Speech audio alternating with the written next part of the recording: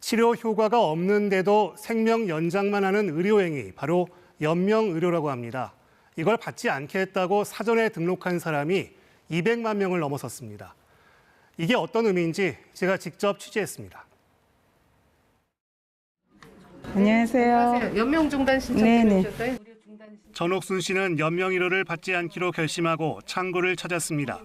고모의 오랜 투병을 지켜보면서 자신은 같은 전철을 밟지 않기로 마음먹었습니다. 사전 연명의료 의향서를 작성했습니다. 추후 연명의료를 받지 않을 것임을 분명히 한 겁니다. 주위에서 연명 치료를 하는 걸 보고 저도 가만히 생각을 해보니까 이래서는 안 되겠다 하는 생각이 들어서 한 해 사망하는 사람 10명 중 8명은 병상에서 죽음을 맞고 있습니다. 이때 치료 효과가 없는데도 생명만 연장하는 시술이 연명의료입니다. 심폐소생술, 혈액투석, 항암제 투여, 인공호흡기 착용이 대표적입니다. 이런 치료를 받지 않겠다고 미리 등록해 놓는 게 바로 사전 연명의료 의향서입니다. 최근 신청자가 200만 명을 넘어섰습니다. 저변은 차츰 넓어지고 있습니다. 이 지자체는 직원들을 상대로 교육을 실시한 결과 60여 명이 의향서를 작성했습니다. 마무리하는 과정에서 자식들한테 그런 큰 짐이 되고 싶지 않았고, 치료가 안 되는 상황에서 임종 기간만 연장을 한다는 것은 저한테는 큰 의미가 없을 것 같고. 최근 손지창 오연수 씨 부부가 의향서를 작성해 화제가 됐습니다. 사전 연명의료 의향서는 건강보험공단 지사와 보건소 등 전국의 등록기관 600여 곳에서 작성할 수 있습니다.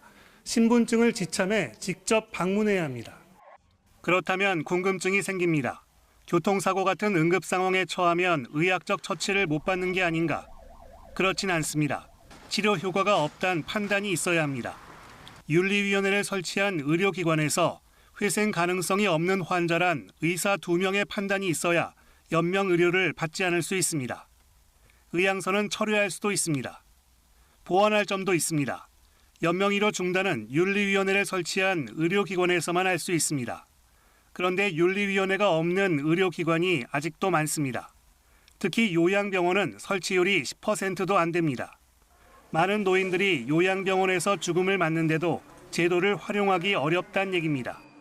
요양병원과 3차 병원, 대학병원이 똑같은 시스템을 적용받고 있어서 요양병원이 맞추지 못하는 거죠.